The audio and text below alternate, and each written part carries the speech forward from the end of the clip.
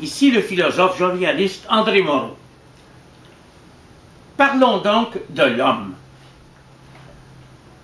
La majorité des gens sont persuadés que l'homme est un animal raisonnable, donc que c'est un mammifère, qu'avant d'être un homme, il a été un préhominien et un singe, et que le singe, avant d'être un singe, était autre chose.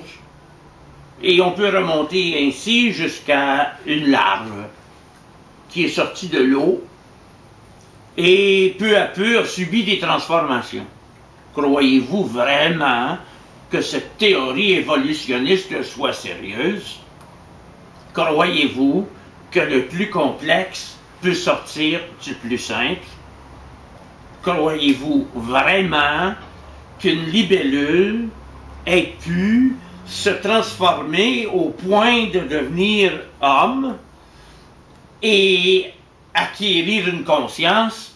Vous savez fort bien que ce sont là des conceptions un petit peu naïves, pour ne pas dire banales. Qu'est-ce qu'un homme? Ma réponse serait tout simple. C'est une lumière pensante. Ce que l'on appelle le corps est une représentation qui sert de véhicule à cette lumière pensante. Et comme cette représentation est liée au milieu planétaire, elle est opaque.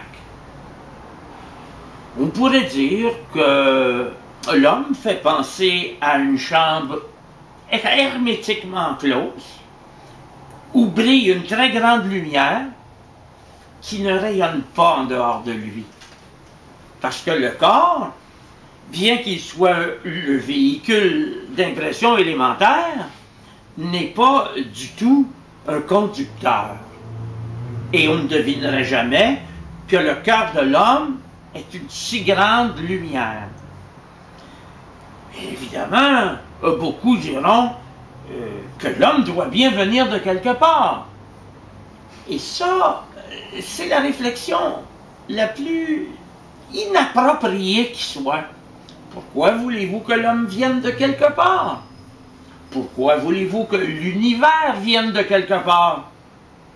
Pourquoi voulez-vous que vos idées viennent de quelque part? Ce que je suis en train de faire, c'est de vous faire réfléchir sur le fait qu'il y a certainement un principe qui est l'élément déclencheur de ces apparitions, qu'on appelle une pensée dans le cerveau, un homme sur la terre et un monde dans le néant. Et ce facteur, c'est la conscience. La conscience n'appartient pas à l'homme. La conscience n'appartient pas à la vie. Elle n'appartient pas à l'univers. Elle est un espace d'apparition où les choses sont données. C'est ce que l'on appelle constituer quelque chose en conscience. Mais cette constitution-là n'est pas nécessairement le sujet. Et je dirais même que l'homme est un objet du monde donné parmi d'autres objets. En d'autres mots, non seulement la conscience n'est pas le produit d'une évolution de la vie et une caractéristique du cerveau, elle est ce sans quoi il n'y aurait pas d'univers, il n'y aurait pas de vie, il n'y aurait pas d'homme. L'étude des rapports de la conscience avec ce qui se donne dans cet espace d'apparition est ce à quoi j'ai consacré mon œuvre. Parce que je ne crois ni à l'évolution, ni au créationnisme, ni aux mutations. Tout ce que je peux dire, c'est que l'homme est en transit. C'est une énergie en transit.